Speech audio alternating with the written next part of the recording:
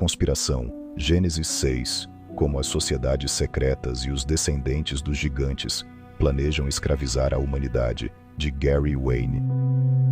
Capítulo 23. Os Rafaitas e os Amorreus. Se está curtindo nossa leitura, não se esqueça de curtir, compartilhar e se inscrever no canal, e ajude outros a conhecerem a verdade e o que realmente aconteceu em Gênesis 6. Seção 3. Os descendentes de Anak, linhas de sangue e alianças. E espalharam entre os israelitas um relatório negativo acerca daquela terra. Disseram: a terra para a qual fomos em missão de reconhecimento devora os que nela vivem. Todos os que vimos são de grande estatura. Vimos também os gigantes, os descendentes de Enaque, diante de quem parecíamos gafanhotos, a nós e a eles. Números, capítulo 13, versículos 32 e 33. Depois que Israel escapou da terra do Egito, eles vagaram pelo deserto por 40 anos, antes de cruzar para a terra da aliança. Esta foi a época em que os israelitas foram formados em uma nação por meio de prova e obediência. Foi uma época em que os israelitas tinham o dever de formar sua nação em preparação para a tribulação que estava por vir. Embora a terra prometida fosse sua herança divina, por que não veio facilmente? Porque as nações que ocupavam a terra prometida se posicionaram firmemente contra essa nação recém-nascida, no que parece ter sido um pacto suicida. Porque nações como os Amalequitas e os Amorreus levaram as nações vizinhas ao frenesi para se opor a Israel, forçando Israel a tomar a terra da aliança pela força. Os israelitas aprenderam rapidamente que as nações que estavam entre eles e a terra do convênio tiveram uma terrível surpresa.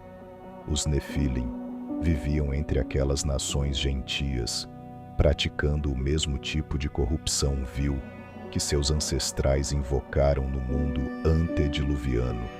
Os israelitas identificaram os gigantes pós-diluvianos como Anaquitas e Refaitas, embora eles universalmente entendessem que os gigantes eram descendentes dos Nefilins antediluvianos. É pertinente e desconcertante notar que Anak se traduz como um gigante, ou um gigante de pescoço longo, enquanto Refaim se traduz como espíritos dos aborígenes falecidos ou gigantes. Ambas eram raças não contabilizadas nas escrituras, povoando a região da Transjordânia, uma região que ainda mantém seus nomes em muitos locais, como o Vale de Refaim. Descobertas apoiam resolutamente a reivindicação de gigantes nas terras bíblicas sendo altos e de pele clara, mesmo que a ciência secular inexplicavelmente desconsidere essas reivindicações. O Nefil dominou os governos dos Amalequitas, Amorreus, o povo de Neguebe, os Heteus, os Perizeus, os Amonitas, os Moabitas, os Edomitas, os Filisteus e os Jebuseus. Eu não acredito que foi uma mera coincidência que a posteridade dos Nefilim viveu e dominou os povos que ocuparam a terra da aliança. É minha opinião que os Nefilim deliberadamente se estabeleceram no mundo pós-diluviano para se estabelecer e violar a terra da aliança em resistência e rebelião contra Deus, que havia destruído seus ancestrais rebeldes. Os Nefilim alinharam e posicionaram suas casas geograficamente contra a nação ainda não formada de Israel, colocando em paciência resistência clandestina para emboscar a futura nação do destino. Os Nefilim, então, emboscaram Israel assim que entraram, esforçando-se para impedir o encontro divino de Israel com o destino. Como você se lembrará, em Deuteronômio 32, verso 8, Deus dividiu as nações no início de acordo com o número dos filhos de Deus. Conclui-se, com base nas Escrituras, que Deus manteve a terra prometida para si mesmo e para suas intenções específicas, porque Deus claramente legou a terra aos descendentes de Abraão, a futura nação de Israel. Gênesis capítulo 12, verso 7. E no capítulo 13, versículos 14 e 15. Também no capítulo 17, verá os 8 e 9. E no capítulo 18, versículo 17 a 21. E também no capítulo 48, versos 5 e 6. E em Atos 7, versículos 7, 5 e 6. E claramente declarou que a terra era dele, em Levítico 25, versículo 23. Deus então deu a terra a Israel. Josué 24 versos, 16 a 19. Deuteronômio, capítulo 11, versículo 21. Capítulo 3, verso 3, 27. E no capítulo 32, verso 38. E em Números 27, verso 12. E em 34, versículos 1 a 29. Como sua herança. A posteridade dos Nefilim certamente teria se lembrado disso. O remanescente dos Nefilim então se estabeleceu conscientemente na terra da aliança, após o dilúvio, em total apoio a seus ancestrais e progenitores. Vamos primeiro trabalhar nosso caminho de volta ao início do mundo pós-diluviano, e então avançar novamente para a época do Êxodo e a conquista da terra prometida, para iluminar ainda mais o objetivo dos Nefilim. Das muitas nações entre as quais os Nefilins viveram, destacam-se os Amalequitas e os amorreus, em sua oposição determinada aos israelitas. Sabemos que eram nações que continham os descendentes de Anak, de números, mas as pessoas que viviam lá são poderosas e as cidades são fortificadas e muito grandes. Nós até vimos os descendentes de Anak lá. Os Amalequitas vivem no Negueb, os Hititas, os Jebuseus e os amorreus vivem na região montanhosa. Números 13, versos 28 e 29. O que não está claro com relação a esses relatos esquecidos e mal interpretados é se os amorreus e os amalequitas eram ou não nações, Nefilim puras, ou se os Nefilim apenas viviam entre eles dominando seus reinos. Ambas as nações estavam envoltas em mistério e inexplicavelmente entrelaçadas com anaquitas e refaitas. Ambas as nações foram descritas distintamente, separadamente das outras nações, como gigantes, junto com os anaquitas e os refaitas. Ambos podem ser encontrados na tabela das nações, listadas em Gênesis 10 e em 1 Crônicas, com os amorreus listados como filhos de Sidom, primogênito de Canaã, filho de Cão. A maioria das nações que ocuparam a terra da aliança eram cananeus, com os filisteus e os amalequitas sendo as exceções. Amorita significava ocidentais ou montanheses ocidentais. Eles foram registrados historicamente como imigrantes nômades selvagens do norte, que se casaram com cananeus, adotando sua língua semítica.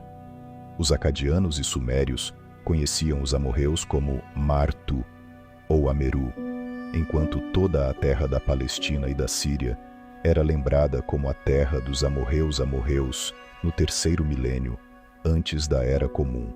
Os amorreus foram registrados nos anais históricos de Acade e da Suméria como bárbaros, um povo incivilizado. Os amorreus sobreviveram como peregrinos nas montanhas logo além da Suméria, em oposição direta aos habitantes da cidade e mesopotâmios agrários. Os mesopotâmios viam os amorreus como bárbaros nômades que viviam em tendas, saqueando seu habitat nas montanhas, bem equipados com armas de guerra e como um povo que consumia carne crua. Carril conclui que os mesopotâmicos consideravam os amorreus quase como animais.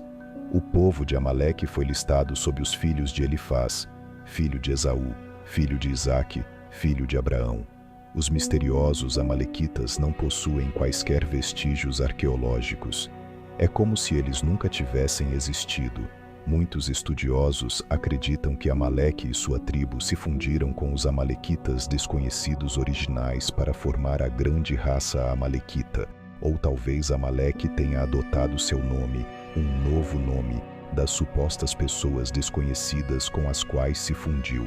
O que pode ser dito com certeza é que os amalequitas eram uma nação tenebrosa, tanto em sua fundação quanto na forma como inexplicavelmente desapareceram da história secular registrada.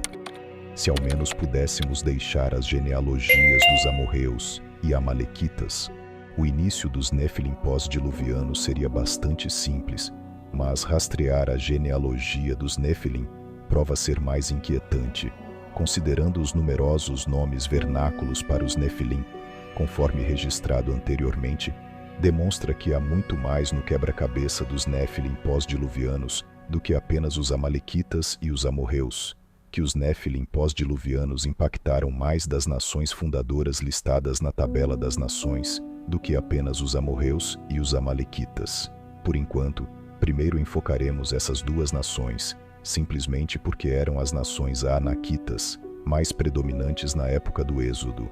O que é certo sobre os amorreus e os amalequitas é que eles viveram com e entre os anaquitas, produzindo assim uma raça mista de gigantes. Assim como nos dias de Noé, aqueles gigantes usurparam os reinos e governos de seu tempo, assumindo o controle absoluto sobre essas nações, como testemunhado pelos relatos do Antigo Testamento.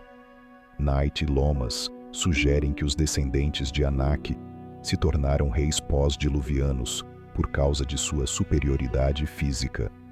Após o dilúvio, Gardner observa que a realeza foi originalmente estabelecida em Kish, mas a realeza dos humanos falhou ou foi destruída.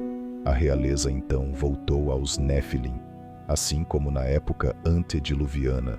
Por quaisquer razões, a lista do rei sumério articula que, após o dilúvio, um novo grupo de governantes teve que ser encontrado e que a realeza mais uma vez desceu do alto à terra. Da mesma forma, os reis amorreus e amalequitas foram descritos como anaquitas ou refaitas. Eles eram reis Anunnaki ungidos do céu pelos anjos caídos da mesma maneira que ocorreu antes do dilúvio. Curiosamente, e certamente não por acaso ou coincidência, na minha opinião, a antiga palavra suméria para rei, traduzida literalmente como grande homem ou gigantes. Deuteronômio, Números e Josué registram que os Nefilim pós-diluvianos, conhecidos como Refaites e Anaquitas, eram mais altos e mais fortes do que os israelitas. Essas passagens confirmam que os Nefilim viviam e governavam os povos amalequitas e amorreus. Isso certamente explica a punição dolorosa, por meio da aniquilação que foi profetizada por Deus para cada uma dessas nações. Ambas as nações foram sentenciadas à aniquilação total nas mãos dos israelitas pelo édito de Deus, que comparou sua corrupção e violência com a dos Nefilim na época do dilúvio. Os amalequitas e os amorreus foram sentenciados a serem caçados por muitos anos e gerações pelos israelitas, até serem totalmente destruídos na época de Davi. Investigaremos os amorreus primeiro, antes de retornar aos inexplicáveis amalequitas. A narrativa amorita é direta em comparação com a emaranhada genealogia amalequita. O Antigo Testamento documenta que os amorreus foram sumariamente subjugados pelos reis anaquitas. Os dois reis anaquitas proeminentes dos amorreus, durante o tempo de Josué e a conquista da terra da aliança, foram Sion e Og. Na verdade, os salmos registram não apenas que Sion e Og foram poderosos reis anaquitas, mas também que todos os reis de Canaã o foram. A dedução simples propõe que, se os reis anaquitas reinassem sobre os amorreus daquela época, eles também fizeram isso por muitas gerações antes de Sion e Og. Nelson descreve Og como o último sobrevivente de uma raça de gigantes, nosso primeiro gigante confirmado a sobreviver ao dilúvio. Não somos informados neste momento de quanto tempo aqueles anaquitas reinaram, mas mais tarde descobriremos que seu reinado de terror se originou em uma época muito próxima à época do dilúvio, estabelecendo o reinado de terror Néfilim por volta de 1500 anos em Canaã e 2000 anos na Filístia. Os Nefilim pós-diluvianos deixaram uma impressão significativa nos principais eventos da história pós-diluviana, que foi convenientemente posta de lado e ignorada por teólogos modernos e historiadores seculares. No início da conquista da Terra Prometida, Moisés pediu permissão ao rei anaquita Sion para conceder ao seu exército e povo passagem segura pela terra de Sion. Sion tinha um tamanho tão grande que ninguém poderia enfrentá-lo. Além disso, ele tinha pés extraordinariamente rápidos para seu tamanho enorme, assim como os titãs gregos, antediluvianos, como Hércules e Teseu, eram. Ginsberg observou que o nome original de Sion era Arad, um nome que descreve a incrível destreza e rapidez de Sion.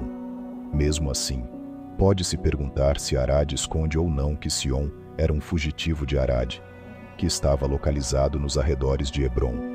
Ou Arad contém um significado antediluviano oculto, visto que Sion era irmão de Og e, portanto, também sobreviveu ao dilúvio? Sion então exibiu sua arrogância herdada naturalmente e uma aliança clandestina ancestral contra o bem e Deus para todas as gerações futuras ponderarem, recusando a passagem segura de Moisés e dos israelitas. Os amorreus estavam bem cientes de quem eram os israelitas e dos amalequitas, e uniram-se em uma aliança de sangue contra os israelitas. Por causa da arrogância de Sion, Moisés estava mortalmente com medo de travar uma guerra contra os amorreus, até que Deus encorajou Moisés ao acorrentar os anjos caídos da guarda de Og e Sion durante as batalhas. O ato vil de barbarismo inóspito de Sion gerou uma batalha inevitável entre os amorreus e os israelitas, onde Moisés e os israelitas destruíram facilmente Sion e seu exército. Isso então trouxe Og, aliado e irmão de Sion, para o confronto. A princípio, Og não teve pressa em se apressar e apoiar seu irmão, até que soube da derrota esmagadora de seu irmão nas mãos dos israelitas, pois pensava que Sion e seu exército facilmente derrotariam os israelitas inexperientes. Og era rei de Gileade e Gaulantes, de acordo com Joséfo, e o rei de Gileade Abazã nas Escrituras, registrada como a terra de Refaitas. Og era um homem gigantesco, conhecido por sua grande força e poder. Ele era lendário por sua grande beleza. Og foi um rei sem igual em seu tempo. Joséfo continuou a articular que a notável força e beleza de Og foi complementada pela extraordinária habilidade de suas mãos. Joséfo não forneceu mais detalhes do que isso, mas podemos concluir que Og era um rei superior, com tamanho, beleza, força e habilidade divinos. Ele era um verdadeiro semideus, vivendo até uma idade extraordinária. Lembre-se, Og de alguma forma sobreviveu ao dilúvio como o último da raça de gigantes, provavelmente Refaim, que provavelmente ocorreu por volta de 2950 a 3050 a.C., enquanto o Êxodo ocorreu por volta de 1450 a.C. Og foi registrado pelas lendas judaicas como sendo extraordinariamente largo, além de alto. Joséfo e o livro de Deuteronômio descreveram a cama de Og como tendo mais de 13 metros de comprimento e 2,5 metros de largura. Sua cama era feita de ferro e não de madeira, pois o peso de Og teria esmagado qualquer móvel de madeira. Os israelitas mantiveram esta cama como um memorial em Rabá. Migene Gonzalez Wipper registra Og como descendente de Shemiasa, Azazel, o chefe dos Grigori, que gerou os Néfilim, concordando com a conclusão de que Og era um ancestral antediluviano sobrevivente dos Néfilim. Tudo isso foi confirmado no Talmud babilônico, que imprevisivelmente citou Og como progênie de Ria, filho de Shemiasa, Azazel. Outras lendas judaicas registram que Og e Sion eram filhos de Ania, que também conectou sua ancestralidade a Shemiasa, Azazel. Sion e Og, de acordo com essas lendas judaicas, eram considerados os últimos gigantes antediluvianos originais que de alguma forma sobreviveram ao dilúvio. Em Hebraic Myths, The Book of Genesis, Graves e Patai afirmam que Og escapou do dilúvio, agarrando-se a uma escada de corda presa à Arca de Noé. Noé aparentemente teve pena do gigante e alimentou Og diariamente através de uma vigia. De acordo com esta e outras lendas judaicas, Og jurou a Noé que ele e seus descendentes serviriam a Noé e seus descendentes para sempre, desde que Noé o alimentasse, assim como seus parentes que estavam com ele. Agarrados às laterais da arca, Og se arrependeu de seus caminhos malignos conforme a lenda continua e se tornou o escravo de Noé. Mas, em algum ponto, depois que as águas da enchente baixaram, Og voltou aos seus hábitos perversos e antediluvianos. Isso aconteceu depois que Abraão o liberou de sua servidão. O último prego no caixão confirmando a herança ancestral de Og foi que seu reinado escolhido incluía a área de Baxã. Bazã incluiu o infame Monte Hermon, o lugar onde os anjos caídos desceram para copular com as filhas de Caim.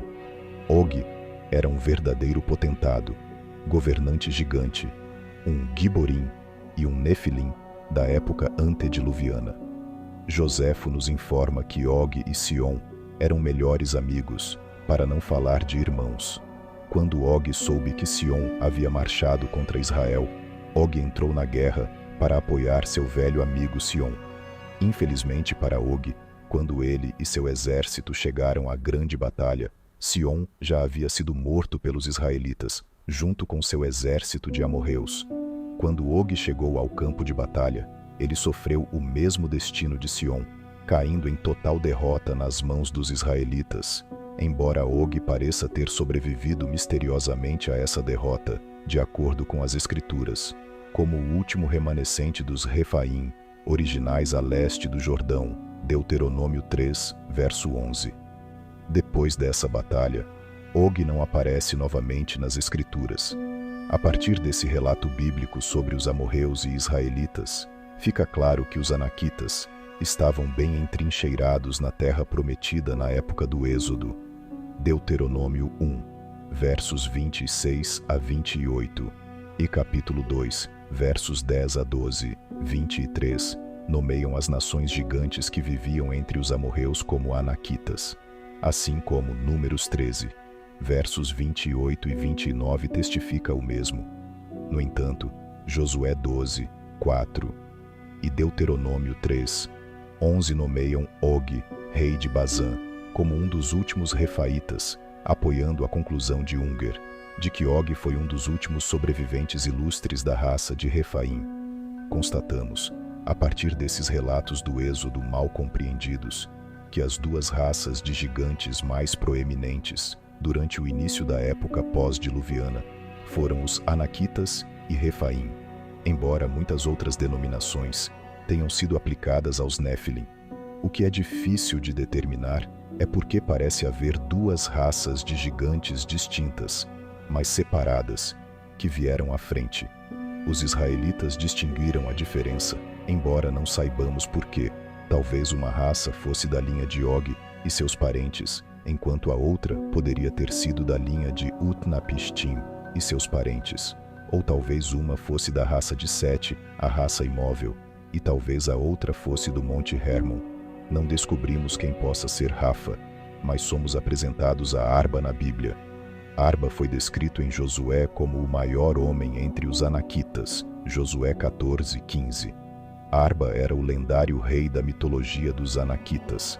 Ele foi creditado como sendo o antepassado dos Anak e da nação Anaquite, o mais antigo dos chamados Anaquitas pós-diluvianos, além de ser o verdadeiro pai de Anak. Além disso, Anak gerou 3 filhos que também eram gigantes. A região conhecida na Bíblia como Kiriat Arba, mais comumente conhecida como Hebron, recebeu o nome de Arba, pois ele era considerado seu fundador.